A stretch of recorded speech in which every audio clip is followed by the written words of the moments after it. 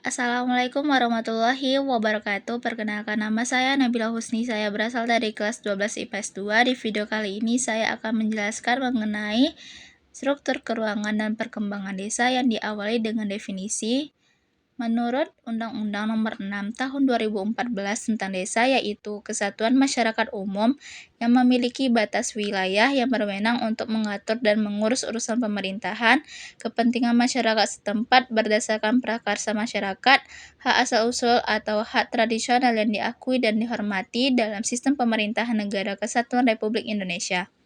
Kita masuk kepada ciri desa. Yang pertama, perbandingan lahan dengan penduduk. Yang kedua, lapangan pekerjaan dominasi di bidang pertanian. Yang ketiga, hubungan kekerabatan masih erat. Dan yang terakhir, tradisi yang berlaku masih dianut dengan teguh. Selanjutnya, adanya potensi desa. Yang pertama, potensi sumber daya alam. Yang kedua, potensi kelembagaan. Yang ketiga, potensi sumber daya manusia. Dan yang terakhir, potensi sarana dan prasarana. Berikutnya ada klasifikasi desa. Yang pertama ada desa swadaya, desa swakarya, dan yang terakhir ada desa swasembada. Yang pertama saya akan menjelaskan desa swadaya. Poin pentingnya yaitu yang pertama, lembaga-lembaga desa belum berfungsi dengan baik. Yang kedua, tingkat pendidikan dan produktivitas penduduknya masih rendah. Yang ketiga, belum mampu menyelenggarakan urusan pemerintahan sendiri. Yang keempat, kehidupan penduduknya masih menggantungkan pada alam. Yang kelima, hasil usaha digunakan untuk memenuhi kebutuhan sehari-hari. Dan yang terakhir, administrasi belum dilaksanakan dengan baik. Selanjutnya, desa swakarya. Yang pertama, poin pentingnya itu mata pencaharian mulai beragam. Yang kedua, adat istiadat mulai longgar. Yang ketiga, administrasi desa sudah berjalan. Yang keempat, lembaga sosial dan pemerintahan sudah berfungsi. Yang kelima, sudah ada hubungan dengan daerah sekitar. Dan yang terakhir, sudah mampu menyelenggarakan urusan pemerintahan sendiri. Dan yang terakhir, desa swasembada. Poin terpentingnya yaitu yang pertama, mata pencaharian penduduk sebagian besar di bidang jasa dan perdagangan. Yang kedua, pola pikir masyarakat lebih rasional. Yang ketiga, pengelolaan administrasi sudah dilaksanakan dengan baik. Yang keempat, lembaga sosial dan pemerintahan sudah berfungsi dengan baik. Yang kelima, sarana dan prasarana desa lengkap. Dan yang terakhir, sudah mampu menyelenggarakan urusan pemerintahan sendiri. Selanjutnya, kita masuk kepada struktur dan pola ruang penggunaan lahan desa. Yang pertama, terdapat letak geografis. Letak geografis ini terdapat adanya desa pedalaman, desa pegunungan, desa dataran tinggi, desa dataran rendah, yang terakhir desa pesisir atau pantai. Kita masuk kepada pola permukiman.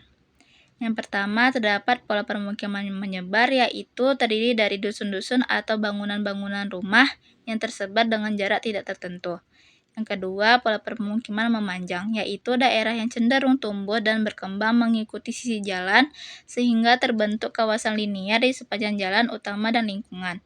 Pola ini terdapat pada daerah berupa permukiman yang berbatasan langsung dengan jalan yang terbentuk memanjang di pinggiran jalan utama dan lingkungan.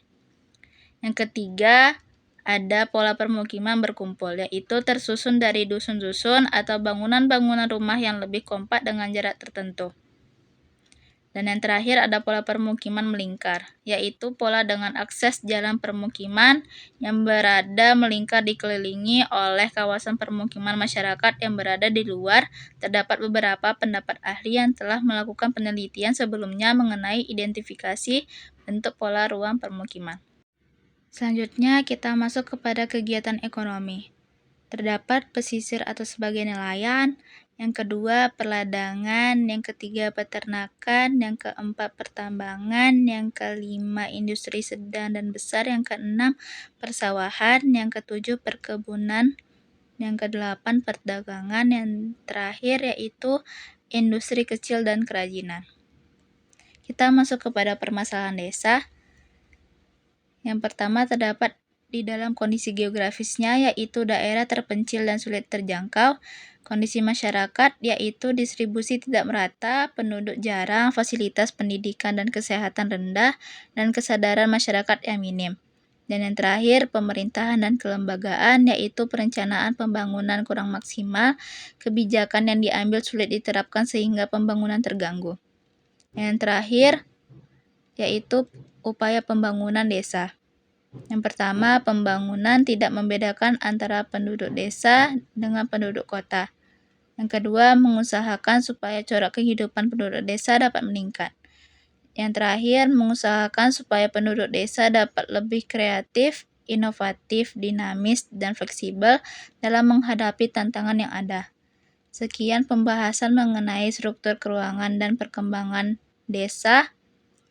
Saya Nabila Husni, saya pamit undur diri. Bila ada kesalahan dan kekurangan, mohon dimaafkan. Semoga bermanfaat. Assalamualaikum warahmatullahi wabarakatuh.